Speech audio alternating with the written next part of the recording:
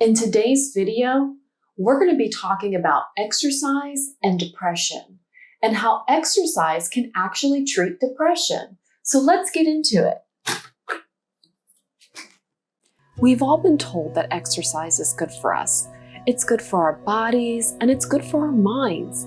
Recent studies have shown that exercise can actually cure depression. And if you're like us, you're probably wondering, how is that even possible? Well, we put our level-headed minds together and uncovered the research for you to discover that exercise actually changes the structure and function of the depressed brain. But to better understand this, we must first understand major depressive disorder and its clinical symptoms. Starting with the most obvious symptom, which is depressed mood, feeling sad, empty, or hopeless. Then you could have a lack of interest in activities and things you used to enjoy, an increased or decreased appetite with significant weight gain or weight loss, insomnia or hypersomnia, where you're just sleeping too much, psychomotor agitation, where you have an anxious restlessness that you just can't shake off, or psychomotor retardation, where your thought processes are slowed down and so are your movements, and this could even impact your facial expressions and make them more flat or blunted. You could have fatigue or loss of energy, feelings of worthlessness or guilt. You could have impaired ability to think or concentrate, and this could lead to memory impairments. And in its most severe form, major depressive disorder can cause you to have recurrent thoughts of death or suicide with or without a plan or intention. So these are the clinical symptoms of major depressive disorder. And if you want to know more about major depression, how it's diagnosed and treated, then please subscribe to this channel as I will be making more videos on this topic. So exercise has been proven to treat mild to moderate major depressive disorder. Wait a minute, hold up. I know what you're thinking. Exercise can actually treat all of that? Really? Well, actually, yes, it can. And it all starts in here, within the mind. Our minds have an extraordinary ability to adapt, to learn new things, and to reorganize itself by forming new neural connections throughout our lives. This is called neuroplasticity. And neuroplasticity allows the neurons or nerve cells in our brain to compensate for injury and disease and to adjust their activities in response to new situations or changes in their environment. Unfortunately, those with major depressive disorder have a significant decrease in ability for neuroplasticity.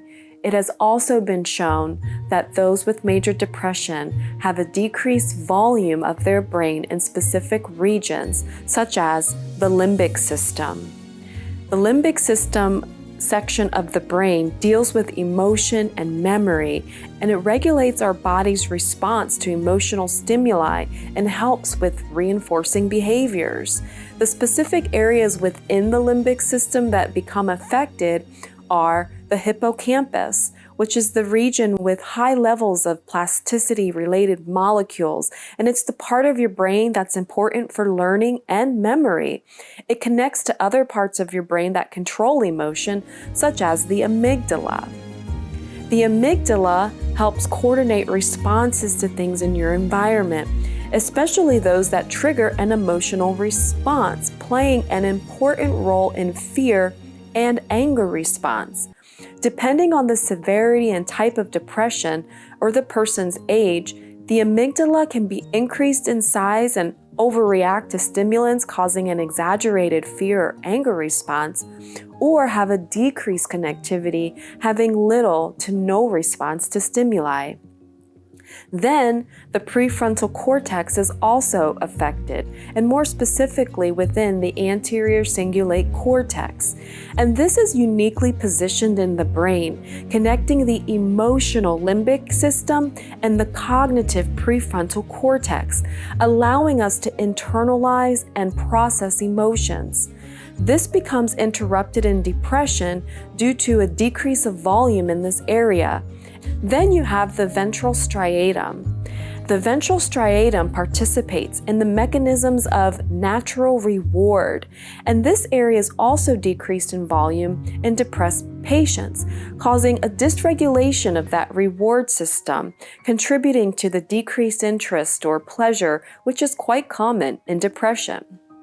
Another important factor in neuroplasticity is the brain-derived neurotrophic factor, or BDNF. And this is a key peptide or protein in neuronal growth and plasticity. And high levels of this molecule have been detected in the hippocampus, the amygdala, the cerebellum, and cerebral cortex, with the highest levels found in the hippocampal neurons. So now you can see that when your volume is decreased in those areas, as is the case with depression, this BDNF is also decreased, which hence decreases neuroplasticity. Another factor is brain inflammation, and those with depression have been shown to have increased inflammatory mediators. And uncontrolled brain inflammation can hurt and kill brain cells. They can prevent new brain cells from growing, cause thinking problems, and even speed up brain aging. The HPA axis, or hypothalamic pituitary adrenal axis, is also dysregulated in depression. Stress and depression are commonly linked, and when this occurs, the stress response becomes unregulated, resulting in increased cortisol release in response to just low levels of stress. And this leads to chronically elevated cortisol, which in turn causes more increased brain inflammation. I know that is a lot to cover, and actually, we've only uncovered the surface of this. There are many more factors involved when it comes to depression, but we'll be covering those in other videos. So again, make sure you're subscribed to our channel. Now, if you want to nerd out and you want to get into more detail about all the specific areas of the brain where depression causes brain deprivation and dysfunction, check out the articles that are in the description of our references. Moving on, what are the benefits then of exercise? Well, you've guessed it. Exercise actually treats all of these areas that depression impacts in the brain. See, people who exercise generally report feeling an improved quality of life and reduced psychological stress and even improved physical function. Well, why is that? Well, the neural changes that result from regular exercise are primarily the result of increased brain blood circulation, increased endorphins, and increased neurotransmitters, and the reduction of cortisol. It also increases anti-inflammatory and antioxidant enzymes, subsequently decreasing those inflammatory mediators that destroy the brain. So along with promoting this anti-inflammatory response, exercise increases that peptide BDNF, and in doing so, increases the lost brain volume, restoring its function, improving cognitive and emotional function. So exercise also induces a positive stress response and can rewire our reactions to stress to become more resilient to stress and level out that connectivity between the hippocampus, amygdala, and prefrontal cortex. So there you have it.